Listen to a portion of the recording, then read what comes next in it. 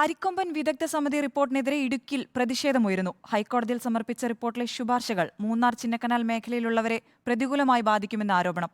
വിദഗ്ധ സമിതി റിപ്പോർട്ടിലെ ശുപാർശകൾ മുഴുവൻ നടപ്പാക്കിയാൽ പ്രതിഷേധം സംഘടിപ്പിക്കാനുള്ള നീക്കത്തിലാണ് വിവിധ സംഘടനകൾ. കഴിഞ്ഞ മാർച്ച് മാസത്തിലാണ് അരിക്കൊമ്പൻ വിദഗ്ധ സമിതിയെ ഹൈക്കോടതി നിയോഗിച്ചത്.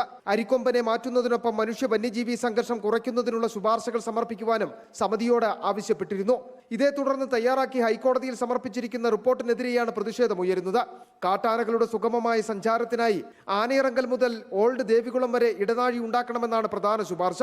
അങ്ങനെ വന്നാൽ അതിർത്തിയിലെ 4500 ചതുരശ്ര കിലോമീറ്റർ സ്ഥലത്ത് വന്യമൃഗങ്ങൾക്ക് സഞ്ചരിക്കുവാൻ കഴിയും. 380 ഏക്കർ എന്നീ ആദിവാസി കോളനിയിലുള്ളവരെ സ്വമേധയാ മാറ്റിപ്പാർപ്പിക്കുവാനുള്ള നടപടിയും എടുക്കണം. ചിന്നക്കനാൽ മേഖലയിൽ റവന്യൂ വനം വകുപ്പുകളുടെ കയ്യിലുള്ള സ്ഥലം സംരക്ഷിത വനമാക്കി മാറ്റുവാനുള്ള സാധ്യതയും പരിശോധിക്കണമെന്നും റിപ്പോർട്ടിൽ ശുപാർശ ചെയ്യുന്നു. ഇതിനെതിരെയാണ് പ്രതിഷേധവുമായി നാട്ടുകാർ തന്നെ രംഗത്തെത്തുന്നത്.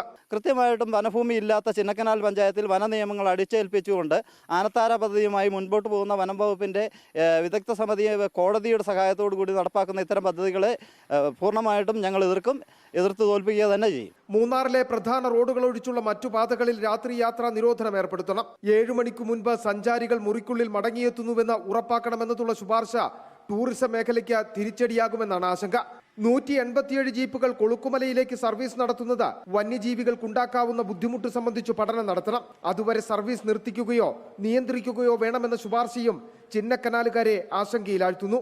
അതേസമയം വിദഗ്ധ സമിതിയുടെ ഈ റിപ്പോർട്ടും ഇടുക്കിയിലെ വനവ്യാപ്തി വർദ്ധിപ്പിക്കുന്നതിന് വേണ്ടിയുള്ള ഗൂഢനീക്കത്തിന്റെ ഭാഗമെന്നാണ് സ്വതന്ത്ര കർഷക സംഘടനകളുടെ ആരോപണം.